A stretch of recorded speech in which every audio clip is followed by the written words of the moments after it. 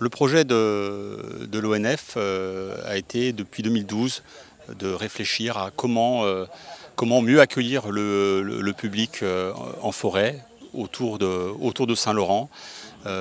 Comment mieux l'accueillir, c'est-à-dire accueillir plus de public et donner des conditions d'accueil qui soient satisfaisantes, qui répondent notamment, c'est le projet auquel on souhaite aboutir, à un accès à tout type de public, y compris les personnes à mobilité réduite. Ici, quelques travaux d'aménagement qui vont être mis en place avec des panneaux et des passerelles.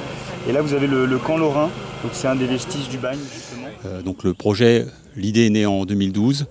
Il y a eu un travail de conception, un travail de recherche de financement, il y a eu un travail de concertation avec les acteurs locaux, avec la commune, avec les collectivités, avec les professionnels du handicap, pour aboutir à un projet qui soit adapté, en tout cas, au public et à l'objectif qu'on s'était fixé.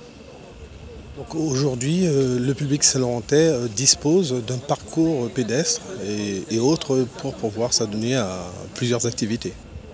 Oui, tout à fait. Il y a aujourd'hui, et il y aura, j'espère, demain, une offre encore plus ouverte d'accueil du public pour différents types de loisirs, pour différents types de publics.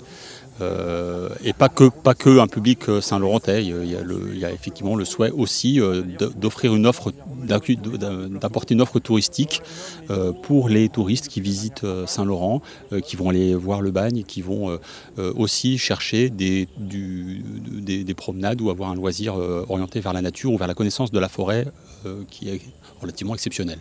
Alors vous posiez la question par rapport aux forêts, le nom malgache. Donc c'est historique, hein. C'est par rapport à l'histoire du bagne.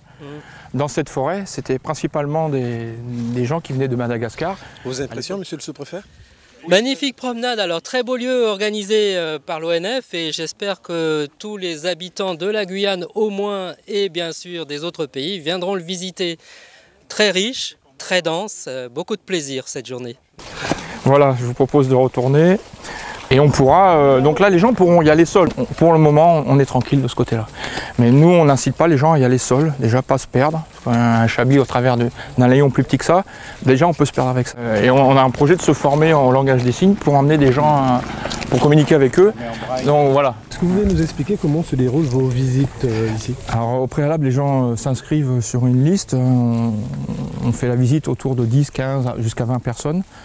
Ils s'inscrivent durant la semaine qui précède de la sortie, sachant que les sorties se déroulent le deuxième dimanche de chaque mois. Donc là, ça sera le 12 juillet. Et on propose 7 circuits différents qui durent la demi-journée, sauf le 7e où là on part la journée parce que c'est un peu plus loin, on plante un arbre en forêt, c'est un circuit agro-sylvicole.